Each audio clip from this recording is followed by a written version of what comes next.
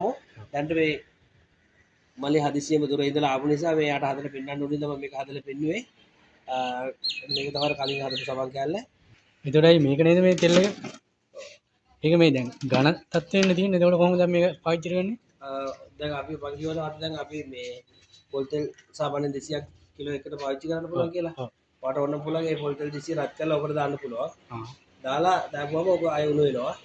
එහෙම ගන්න පුළුවන්. එහෙම නැත්නම් මේක උණු වතුරයකට පස්සේ බුවාම ටකල් දිය.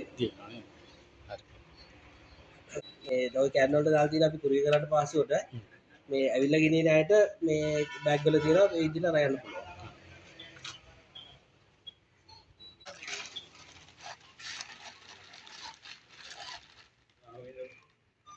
මේ විදිහට සුදු පාට එක ගන්න පුළුවන්. මේක ඇවිල්ලා එළවලු තෙල් එක.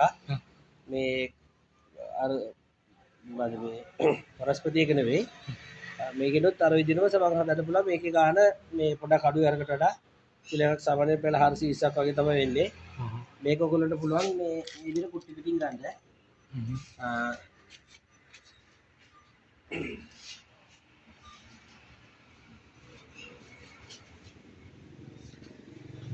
වනස්පති තෙල් එක මේ විදිහට තමයි තියෙන්නේ.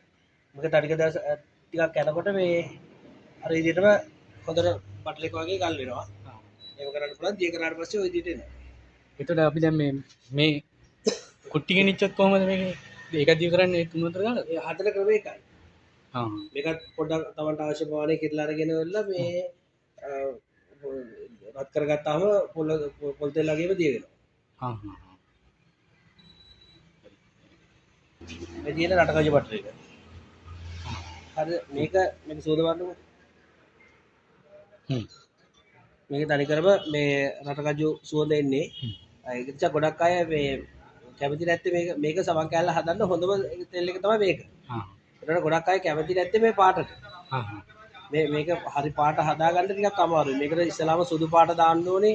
සුදු දාලා තමයි කහ දාන්න ඕනේ. ඒක නිසා ගොඩක් අය බයයි මේක හදන්න. නැත්තම් මේක තමයි ස්වභාවික එක හොඳම එක. දැන් මේ තියෙන සුදු පාටට තියෙන්නේ මේකේ තියෙන මේ රටකජු සුවඳයි පාටයි නැති කරපු එක.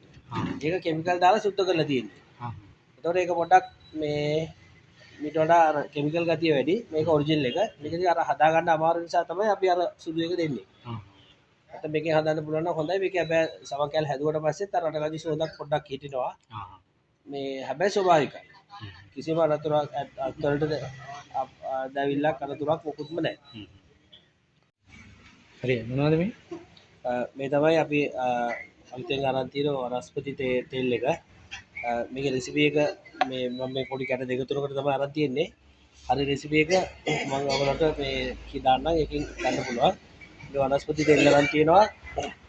ඒක අවතරව දිය කරගත්ත කෝස්ටික් සෝඩා ටික තියෙනවා. ඊට පස්සේ සෝඩියම් සිලිකේට් ප්‍රමාණයක් තියෙනවා. ඊට පස්සේ සුවඳ වර්ගය තියෙනවා. ඊට පස්සේ මේකට ඕන කරන වයිටින් නැත්නම් බූස්ටර් එක දාන්න පුළුවන්. පාට අවශ්‍ය නැහැ මොකද මේකෙන්ම හොඳ කා පාටක් අපිට ලැබෙනවා. මුලින්ම අපිට කරන්න තියෙන්නේ මේ අපි දිය කරගත්ත කෝස්ටික් සෝඩා ටික මේ විදිහට පොඩ එකතු කරලා මේක හොඳට කවලම් කරගන්න ඕනේ.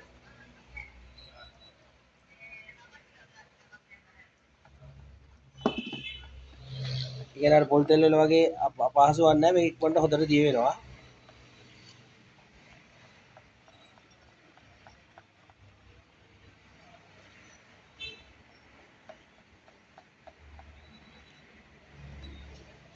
ගොඩක් අය අහලා තියෙනවා මේක හදා ගන්න අමාරුයි. මේද කොහොමද පාට මොනවද මේකට අමතර පොල් තෙල් එකතු කරන්න ඕනේ. ගොඩක් ඉස්සර අහලා තියෙනවා. එහෙම නැහැ මේ තාම පහසුයි මේක හදා ගන්න. මේ විදිහට හදාගත්තා. මේලා අපි එකතු කරගන්නවා මේකට වයිටින් ටික.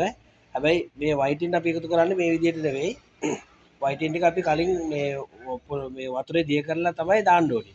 ඒත් මට මේ වෙලාවේ කලින් දිය කරගන්න බැරි වෙච්ච නිසා මම පොඩ්ඩක් දානවා. දැන් මෙහෙම දැම්මට පස්සේ ඔයාලට පොඩි ගැටලුවක් එනවා. මේ වයිටින් වල තියෙන සුදු පාට ගතිය හරියට දිය වුණ නැති වුණොත් මේ වගේ කැට වගේ දියනවා. ඒක නිසා ගොඩක් දිය කරන්න අමාරුයි. අපි කලින් පොල් තෙල් මේක වතුරේ දිය කරලා තියාගත්තා නම් මේක ක්‍රීම් එක වගේ දාපු ගමන් හොඳට මේකේ දිය වෙලා යනවා. නමුත් මේක ලොකු ප්‍රශ්නයක් එන්නේ නැහැ. මේ වගේ අර පොඩි ගැට වගේ හිටින්න ඉඩ තියෙනවා. එච්චරයි දැන් හොඳට දිය වෙලා තියෙන්නේ. මේක අර පොල් තෙල් එක වගේ හදනවා වගේ පැය ගාණක් කවලම් කර කර ඉන්න ඕනේ නැහැ. පොඩි වෙලාවකින් මේක කරගන්න පුළුවන්. මේ දාන්නේ මේ සෝඩියම් සිලිකේට්. ඒත් එකම සුවඳ ටිකකුත් ඔයගොල්ලෝ ඇඩ් කරගන්න පුළුවන්.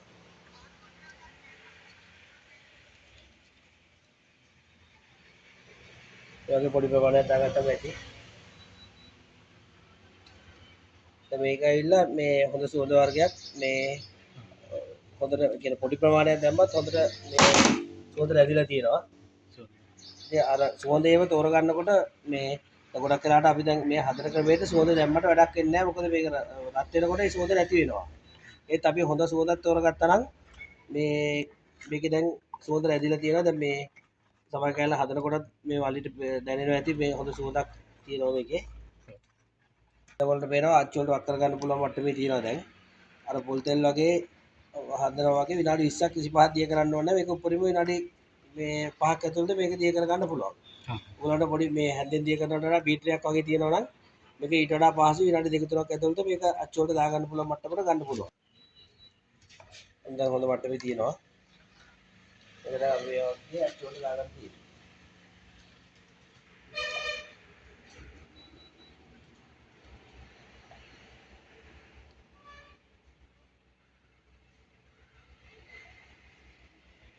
එතන කොච්චර වෙලාවකින් හයි වෙනවද? මේක සාමාන්‍යයෙන් පැය දෙකකින් වගේ කරවන්න පුළුවන්.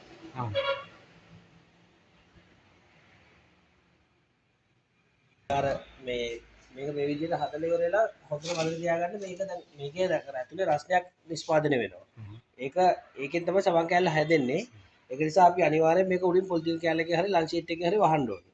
එතකොට තමයි සමන් කෑල්ලේ නිෂ්පාදනය හරියට ක්‍රියාත්මක වෙන්නේ. ඒක පැය භාගයක් පැයක් කරනකොට ගානට හැදෙනවා. පැය දෙකකදී අපිට අච්චුවෙන් ගලවන්න පුළුවන්.